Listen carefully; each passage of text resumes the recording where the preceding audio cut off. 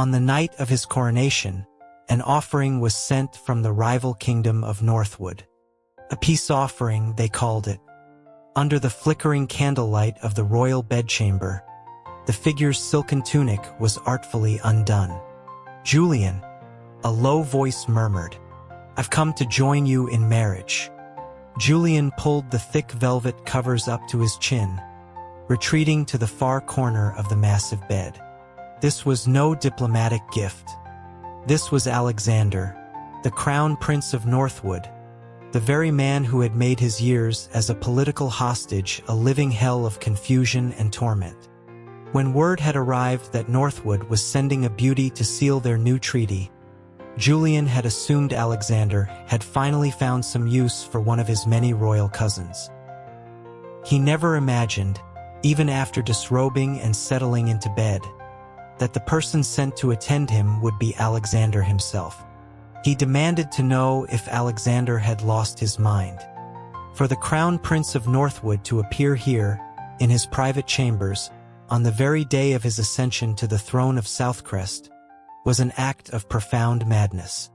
Julian's hold on the crown was tenuous at best, a puppet for his own court. This stunt could be his undoing before he'd even warmed the throne. He clutched the covers tighter, his chest tight with fury, watching Alexander with sharp distrust. A low, amused laugh. Alexander shook his head, a sigh escaping his lips as he leaned forward, bracing a long arm on the mattress on either side of Julian. "You're mistaken," he said, his voice a soft counterpoint to the tension in the room. He explained that, firstly, he had been deposed and was no longer the crown prince of Northwood. Secondly, his dark hair, black as polished jet, spilled over Julian's shoulder. The movement caused his tunic to gape further, revealing a landscape of taut, pale skin. He leaned in close, his lips brushing against Julian's ear as he confessed that he had truly come to offer his services for the night. Julian's gaze traced the line of Alexander's collarbone, his throat working as a sudden dryness seized him. He managed to whisper a single question, asking if he was truly deposed. The claim was unbelievable. During his years in Northwood, Julian had come to understand Alexander's cunning. The entire kingdom was already his to command. No one possessed the power to depose him. But in that moment, disoriented by the man's proximity and the heady scent of sandalwood and wine, Julian was lost. Deposed, Alexander confirmed, his eyes downcast. His warm, soft lips met Julian's. "So now I can only ask for my king to take pity on me." He whispered that there was no need for nerves, promising to be exceptionally gentle. In the haze that followed, the protective barrier of the velvet comforter was pulled away, and Alexander slipped in beside him. An old saying about beautiful men being the root of disaster echoed in Julian's mind. But Alexander had lied. He spoke of offering himself, but instead, he spent the entire night toying with Julian, leaving him utterly wrecked. The next morning, Julian presided over his first court session from the throne, dark circles under his eyes. His entire body ached as if it had been pulled apart. He forced himself to sit upright, feigning attentiveness as the lords of his council presented their cases. The chancellor, a portly man with a self-satisfied air, argued that Northwood's gesture was a clear sign of their desire for peace. With the immediate threat of war gone and the treasury depleted, he proposed a significant reduction in military spending. Friendly relations. Julian shifted, a sharp pain making him wince. He adjusted his posture, trying to project an aura of royal authority. He had been so easily bewitched last night, but he would find a way to regain the upper hand. General Davies, a man whose face was a roadmap of old battle scars, slammed his fist on the table. He declared that dismissing the army was unthinkable. Northwood's ambition was wolfish and they could not be trusted. He reminded the council that Southcrest had lost 15 cities to them, a price far too high to be paid for with a single, nameless beauty. If only he knew that Beauty was the very man who had led Northwood's army to capture those cities. The debate raged. One side cried for fiscal responsibility and military cuts. The other demanded retribution and the reclamation of their lost lands. As the arguments grew louder, Julian rested his head on his hand and gave a pointed cough, silencing the room. He acknowledged the validity of both arguments but claimed that, as a newly crowned king, he lacked the experience to make such a momentous decision. He deferred the final judgment to the Chancellor Warren. Chancellor Warren, his uncle, was the man who had orchestrated his rise to the throne. He was the true power in Southcrest. Warren preened at Julian's deference, stroking his beard. "Your Majesty," he began, his voice booming with false modesty, "Northwood has extended an olive branch. To treat their offer with suspicion would be unbecoming of a great nation." He shot a glare at General Davies. "The treasury is empty. We must increase revenue and cut costs.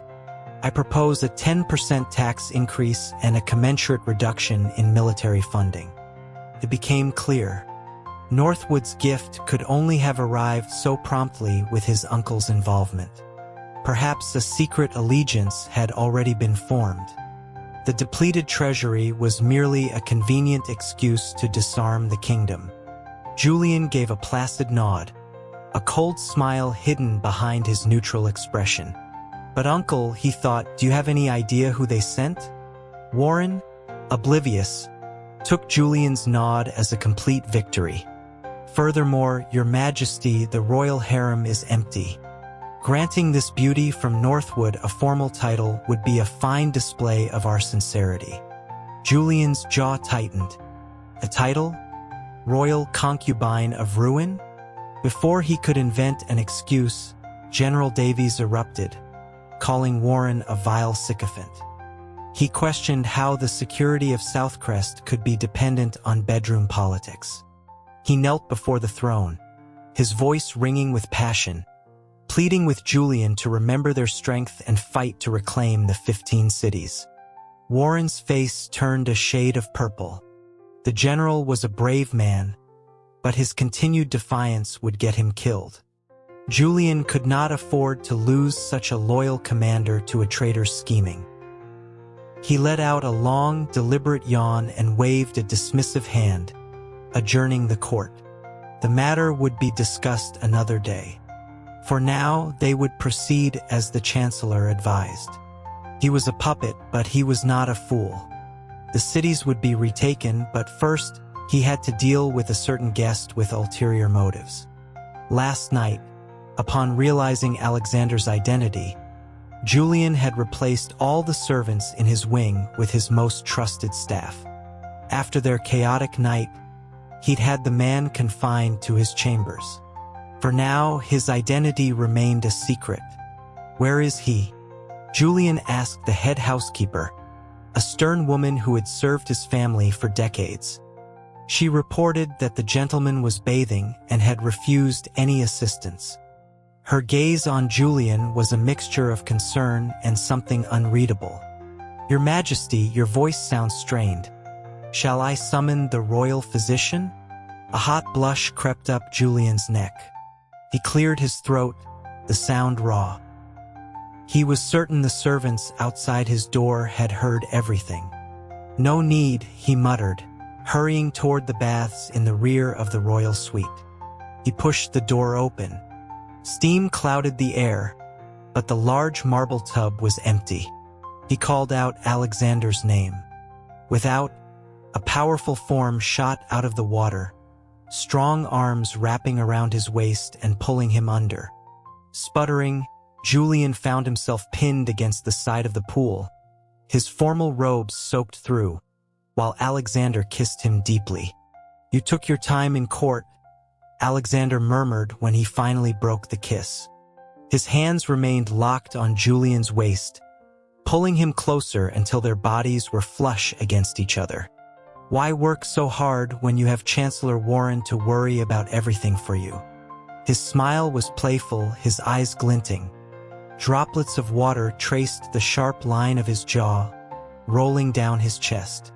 Even through the water, Julian could feel the shameless evidence of his arousal. The bastard. A face that could launch 1,000 ships and a body to match. If this continued, he'd be played for a fool all over again. Let go of me, Julian snapped, glaring. We need to talk. What is your real purpose for sneaking into Southcrest? To offer myself, of course. Alexander's fingers found the intricate knot of Julian's diadem, slowly unwinding the golden cord and twisting it around his long fingers. He asked if Julian had been satisfied with the previous night's performance. Satisfied was not the word. Julian watched those fingers, a knot of tension tightening deep in his gut. Alexander, he warned, his voice a low growl, you are in my palace now. I could have you arrested at any moment. Arrest me and do what? The playful light in Alexander's eyes vanished, replaced by a deep, smoldering intensity. He lifted his gaze, his long lashes casting shadows on his cheeks. Julian, you've always known how I feel. Must I spell it out? I offer the world as my dowry, to be bound with you for eternity. Will you have me? Julian stared at him, his expression complex. The world as a dowry. The continent was fractured, a dozen kingdoms vying for power. Even if Alexander secured the throne of Northwood, there was still Eastgate and Westmarch to contend with. He pressed his lips together. You're mocking me again, Alex. He was always mocking him. When Julian was 14, Southcrest suffered a crushing defeat against Northwood. To secure a ceasefire, Julian was sent to Northwood's capital as a political hostage. His royal tutor, unwilling to abandon him or his education, accompanied him. Only later did Julian realize he was the pretext. The true goal was to poach his tutor, a world-renowned scholar, to educate their own unruly crown prince, Alexander, who had already driven away several others. On the day the lessons were to begin, Julian and his tutor waited, but Prince Alexander never appeared. A few days later, Julian entered the study to find a stranger lounging on his tutor's desk, barefoot, casually flipping through a book.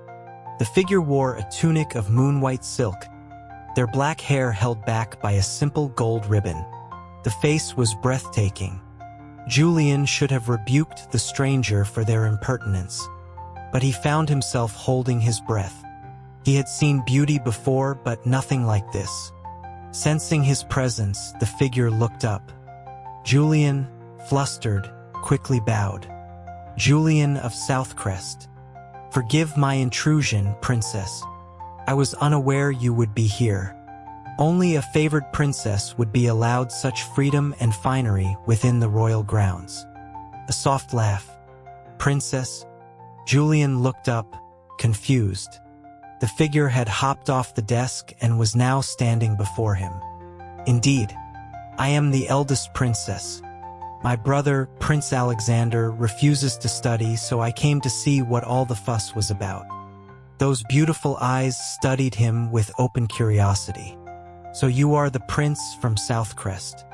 Julian gave a stiff nod, feeling a strange heat rise in his cheeks under that intense gaze. The princess asked if he would be there again tomorrow. Julian, still dazed, nodded again. In that case, she said with another light laugh, perhaps this place won't be so dull after all. She turned and left before Julian could decipher her meaning. The next morning, in the study, Julian finally met the infamous Crown Prince Alexander. He stared, speechless. The prince wore formal court attire, but his face was identical to the princess from the day before. That was my twin sister, Alexander explained, strolling over to him. He leaned in, his head tilted, his warm breath ghosting across Julian's ear. Once again, Julian, flushed and dizzy, believed him. From then on, he found himself thinking often of that first stunning encounter. Alexander, sensing his preoccupation, seemed to take great pleasure in tormenting him. He'd drop a harmless snake on Julian's desk, making him yelp, then declare it was his sister's beloved pet and ask if Julian was too scared to touch it. Just as Julian would shakily reach out a hand, Alexander would snatch the snake away with a branch, laughing, "You fool, it's venomous." His hand would be left trembling in midair, more from anger than fear. Another day, he brought a wild stallion to the academy gates, eager to see Julian make a fool of himself. He claimed his sister had said that whoever could tame the beast would be her hero. The red stallion snorted and pawed the ground, radiating pure fury. This time, Julian was smarter. He calmly stated that taming a horse could wait. The tutor had asked him to quiz Alexander on his recitation. The prince stumbled through the political treatise, his bravado gone. The day after, all the books on Julian's desk had vanished.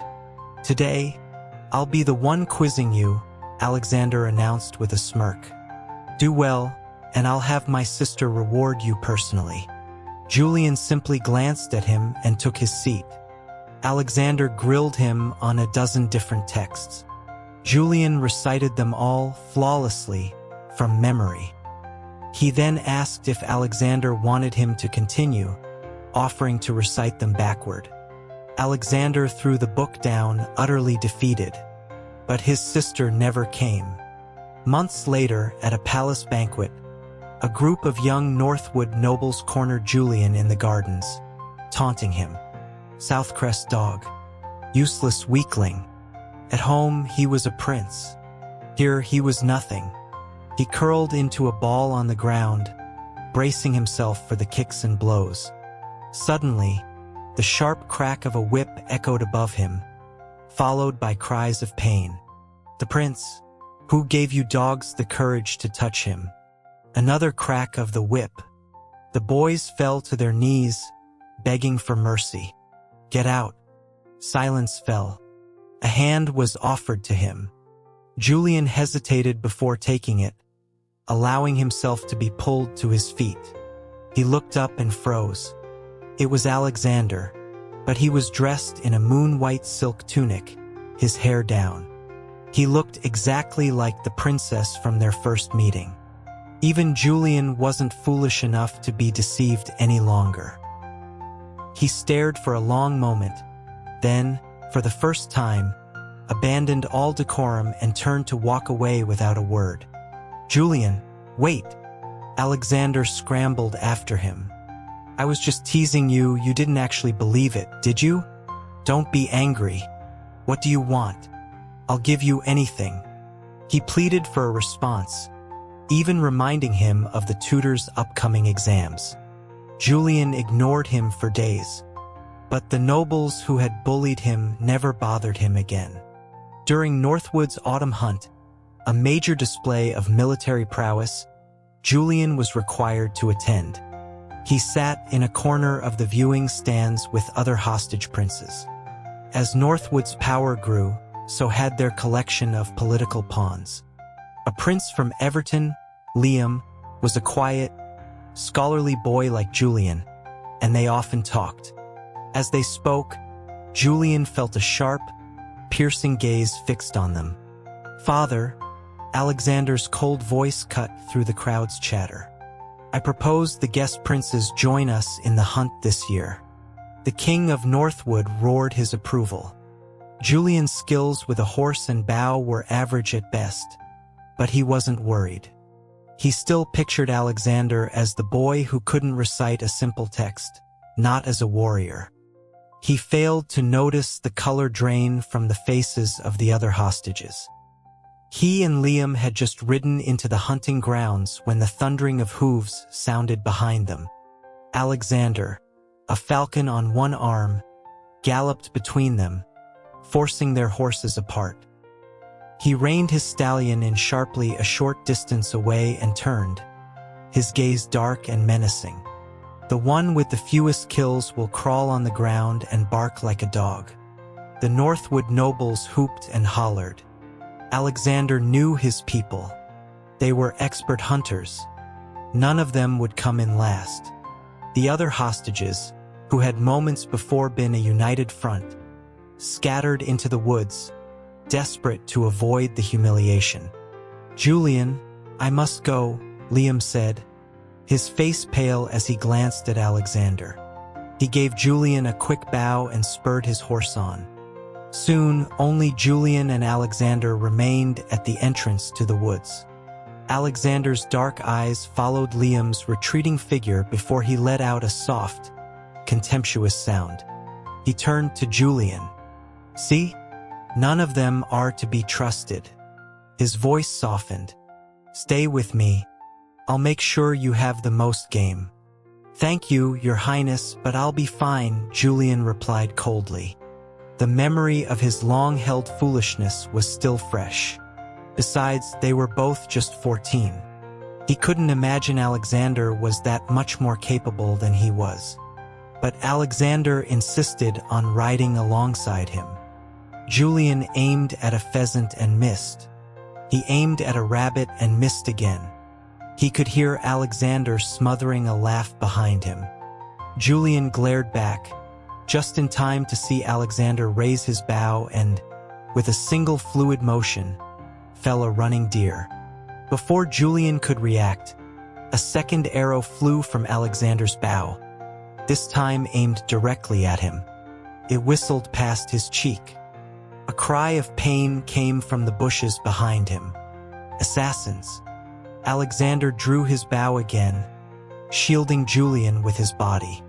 A dozen men in black emerged from the trees, surrounding them. "We've come for the Prince of Southcrest's head," their leader growled. The Prince of Northwood should not interfere. Julian remembered the endless power struggles back home, the suspicious deaths of his brothers. Even as a hostage, he was still a target. They were alone without guards. Fear washed over him, but he still found the strength to push Alexander. "Go. This has nothing to do with you." "Nothing to do with me?" Alexander drew his bowstring taut, his eyes blazing with a fierce, protective light. "You are in Northwood. You are mine now, and I will not allow anyone to touch you." That day, Julian saw the real Alexander. The 14-year-old boy was a blinding sun, a blood-soaked warrior. He dispatched the assassins with a deadly combination of archery and swordsmanship. By the time the royal guards arrived, the ground was littered with bodies. Both of them were injured. Alexander had been wounded in the fight. Julian had taken a blade to the back meant for Alexander as the last assassin made a desperate lunge.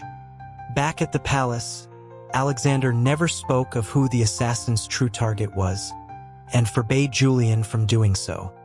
He insisted only on the fact that Julian had saved his life, using it as an excuse to keep Julian in his own wing of the palace to recover under the care of his personal physicians. They were 14, the age when a boy's nights are filled with restless dreams. Sharing a room with that face every day and night proved to be a trial of its own. After a few days, Julian made an excuse and fled back. Once recovered, Alexander returned to his old habit of finding Julian in the study. "Julian," he'd said one day, "I heard the tutor say that a life debt must be repaid with one's body." The tutor said, Julian corrected him patiently, that a drop of kindness should be repaid with a gushing spring. He knew Alexander was twisting his words on purpose. After spending so much time with him, Julian saw that he was brilliant, but his intelligence was focused on warfare and strategy, not dusty old books. "Oh, is that it? Well, Southcrest has plenty of springs. I think repaying you with my body is a better offer." Alexander had saved him, not the other way around. Julian owed him his life. Knowing this, he couldn't stay angry, no matter how much he was provoked. "You're not interested?" Alexander pressed. "Then you can marry me." I will protect you. He said things like that for the 4 years Julian remained in Northwood. Julian would have had to be made of stone not to see the sincerity behind the teasing.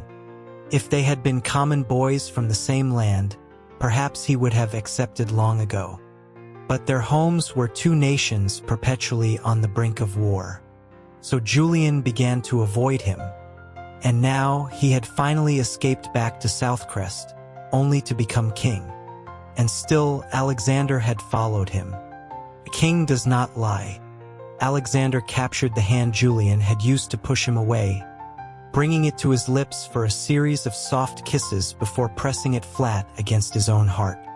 When we were 14, we were the same height. At 18, you were a head shorter.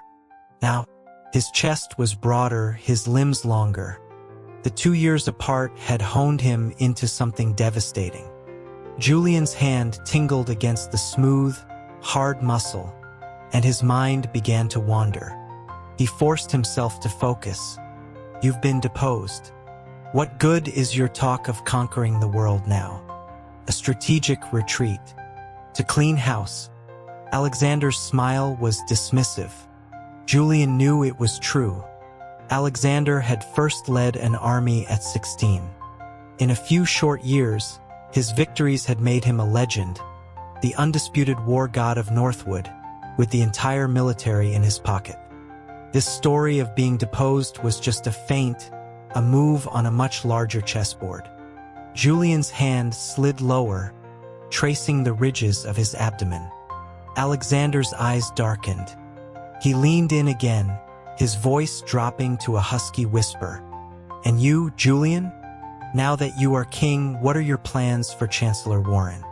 Of course, he wouldn't let him live. The assassination attempt in the hunting grounds had been Warren's doing.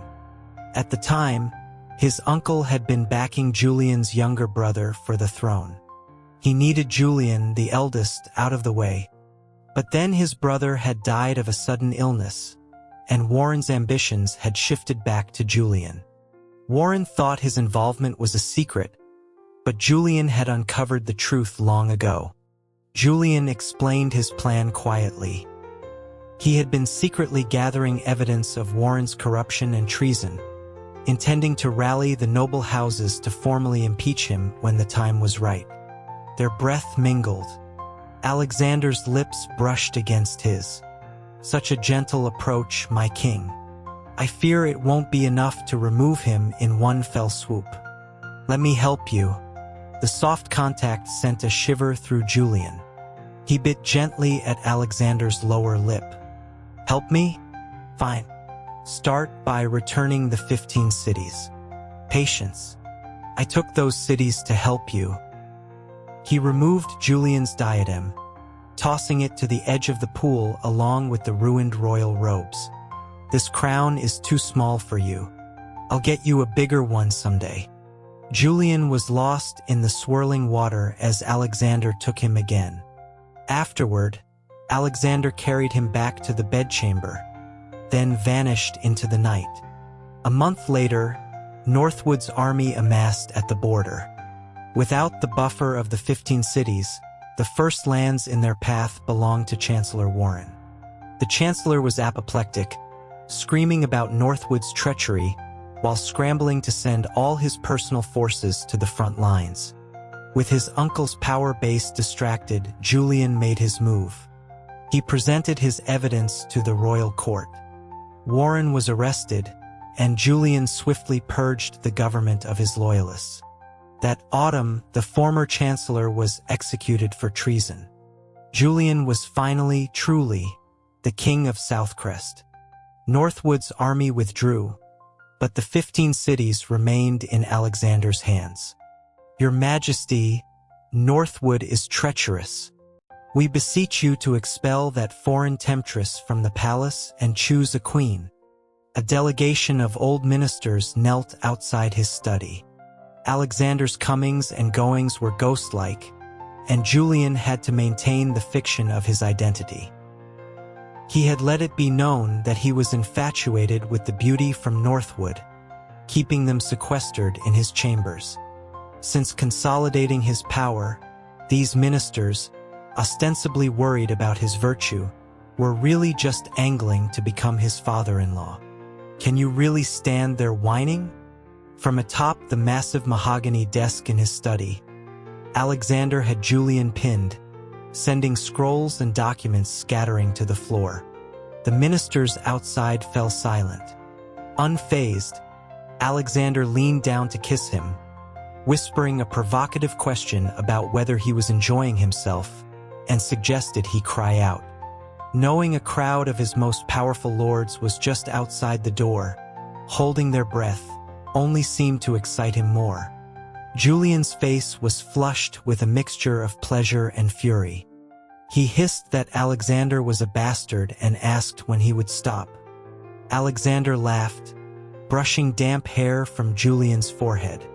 He said he would stop if Julian went out and told those old men that his heart was already taken, and he would never marry a queen. A light slap on his rear. He added that there would be a reward for doing so, the immediate return of the 15 cities. The haze of desire in Julian's eyes cleared. He pushed Alexander off him. "Alex, you can keep the cities. I'll take them back myself." "Angry now?" "I was only teasing." Alexander's tone softened. "This world, someday I will give it all to you." "Enough. Stop talking." Julian cut him off, his voice sharp for the first time. "I can't continue this foolishness with you. I will take a queen. And you will too." "Julian, what did you just say?" Alexander grabbed his wrist, his knuckles white. Julian pried his fingers off one by one. His voice was cold steel. "Alex, we've had our fun. It's over." People say foolish things in the heat of passion. He had never truly believed the promise of the world as a dowry. The continent had been at war for too long. His ambition was to unite the kingdoms and forge an era of peace. He would be a wise king, not someone who submitted to another, even if he loved him. He straightened his clothes and walked out of the study without another glance at Alexander. "My lords, you may rise. I will soon be taking the Princess of Westmarch as my queen." When he returned, Alexander was gone. He had driven him away for good. The alliance with Westmarch, the largest of the neighboring kingdoms, was his top priority. A royal marriage was the strongest guarantee of a lasting peace. Once their alliance was forged, the northern kingdoms, including Northwood, would hesitate to attack Southcrest, giving his country the time it needed to heal. He knelt, gathering the scattered scrolls, and returned to his work. That spring, Southcrest and Westmarch signed their treaty on the banks of the Clearwater River. That autumn, he married the princess. For 2 years, Southcrest knew peace. In the 3rd year, Eastgate, in concert with several smaller nations, declared war on Southcrest. After 2 years of rebuilding, Southcrest's granaries were full and its army, under General Davies, was well-trained and formidable. Julian had been confident of victory, but then Westmarch betrayed their alliance, attacking from the west. With General Davies and the main army already deployed to the Eastern Front, the West was vulnerable. To rally his people, Julian led the Western defense himself. The armies of Westmarch were fierce. After several brutal battles, Julian's force of 100,000 had been whittled down to just 20,000. They were forced into a retreat, abandoning border towns to defend a critical mountain pass. "Your Majesty, we have only 7 days of rations left." "Your Majesty, the blizzard has sickened half the men. You are also unwell. We should retreat." Julian slammed the bowl of medicine onto the table, coughing violently. "Retreat? Retreat to where? If we lose this pass, their army will pour into the heartlands of Southcrest." He grabbed the reporting officer by his lapels, blood trickling from the corner of his mouth. "We hold this ground. If I die here today, we still do not retreat." He was their king, If he could not protect his people, his life was forfeit. His 20,000 men held the pass for 5 more days. The snow was relentless, and the supply lines were cut off. Rations were nearly gone. Julian's fever had worsened, leaving him in a delirious haze. Through the fog, he felt a cool hand on his forehead. "Julian, wake up, you fool." It sounded like Alexander. He was too weak to open his eyes. Pathetic, he thought, to be thinking of him at death's door. He felt himself being wrapped in a heavy cloak and lifted. The distant clash of steel. When he awoke again, he was no longer in his tent. He was being propped up against a warm, solid chest.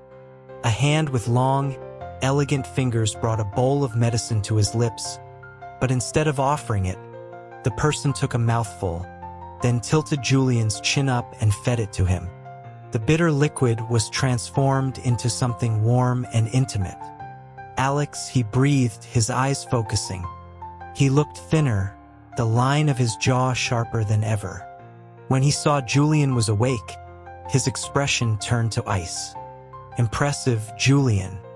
Your grand alliance seems to be holding up beautifully." The sarcasm was a physical blow. "Then again, perhaps you preferred trusting the savages of Westmarch to trusting me." He set the bowl down and stood, turning his back to Julian. "Or maybe," he said, his voice laced with venom, "the Princess of Westmarch was just that good in bed." Julian tried to explain that in 3 years, he had never touched her. She had smuggled her lover from home into her personal guard, and Julian had looked the other way. But Alexander cut him off, his voice cold and hard.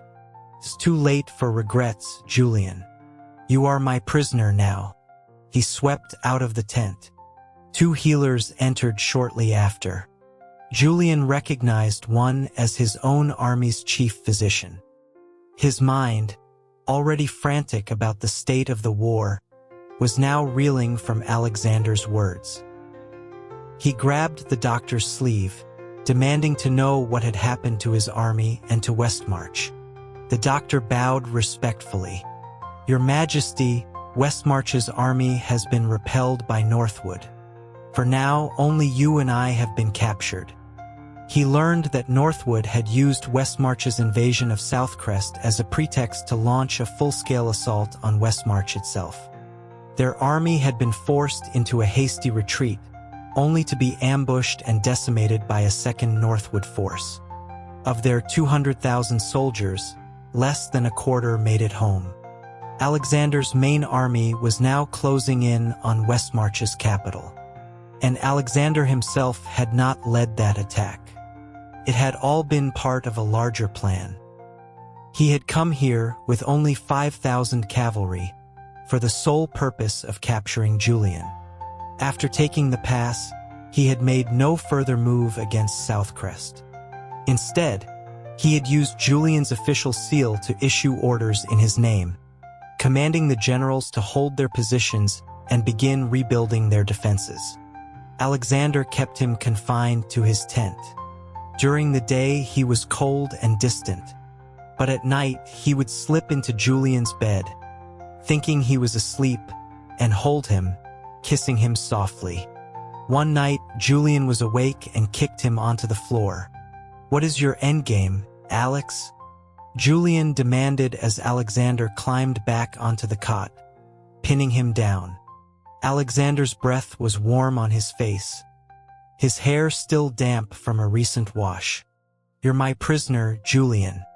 Shouldn't I be able to do as I please?" Julian turned his head away, his voice softening. "I mean, you're not attacking my kingdom, but you won't let me go. What do you want?" Alexander didn't answer, his gaze tracing the features of Julian's face. When Julian struggled, Alexander pinned his wrists above his head, and his mouth came down to claim his. As their tongues tangled, Julian saw Alexander's eyelashes tremble. "Why would I attack?" he whispered against his lips. "Julian, you still don't trust me." A few days later, Westmarch surrendered. As part of the terms, their king sent a prisoner to Alexander's camp, the man supposedly responsible for instigating Westmarch's betrayal. Alexander allowed Julian to listen from behind a screen. A man was thrown into the tent. It was Liam, the former hostage prince from Everton. "General, everything I did for you," Liam cried, scrambling to Alexander's feet. His eyes filled with a desperate adoration. "For me?" Alexander's voice was dangerously low. "Yes, I calculated it. With Southcrest caught between Eastgate and Westmarch, Northwood could have marched straight through the center and crushed them. You would have owned the fertile southern lands.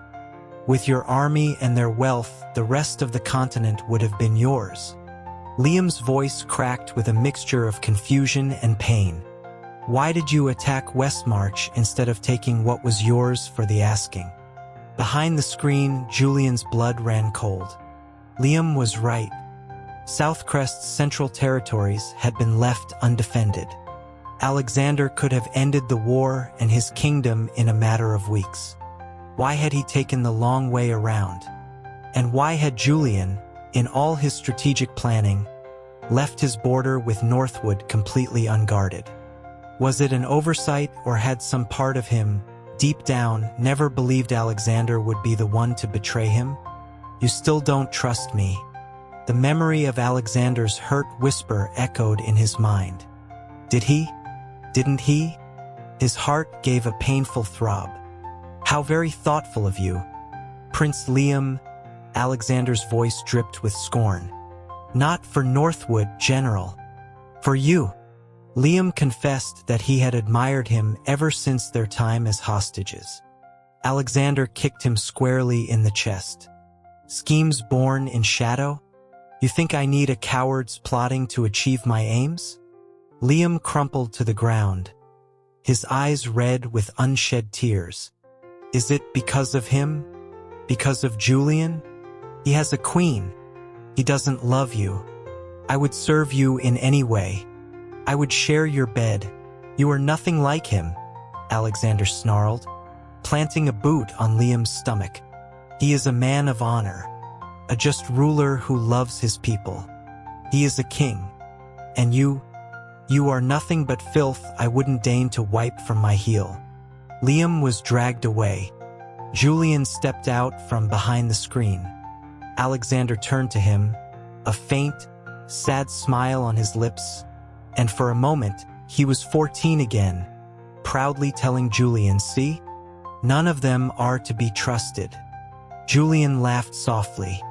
No, none of them could be trusted. But he could trust this man. He always could. "You're still recovering. Go back to bed," Alexander said, moving to support him. Julian leaned against his shoulder. "No more lying down. This just ruler has been lazing about long enough." The world was in chaos. It was time to get back to work. "Alex," he said, tapping the silver armor on his chest. "Send me home. I'll be waiting. For the world you promised as a dowry." He saw it clearly now. To build a lasting peace, the continent had to be united. And the only one capable of doing it was Alexander. When that day came, there would be no Northwood or Southcrest. And if they could create an era of prosperity for all people, what did it matter which of them wore the crown? Alexander trusted him. And he finally trusted Alexander. The night before he returned to Southcrest, Alexander was relentless. Julian begged for mercy, but his tears were kissed away and the assault would only continue. "Julian," Alexander whispered in the dark, "what will you do with your Westmarch queen? I'll send her away. Will you miss her? No. Truly? Truly. Don't touch me there. I don't quite believe you. Prove it to me. Alex, you bastard." His voice broke as he was pushed over the edge, falling willingly into the abyss, his heart full and fearless. As the world settled around them, he clung to Alexander, trembling. "I never touched her," he confessed, his voice ragged.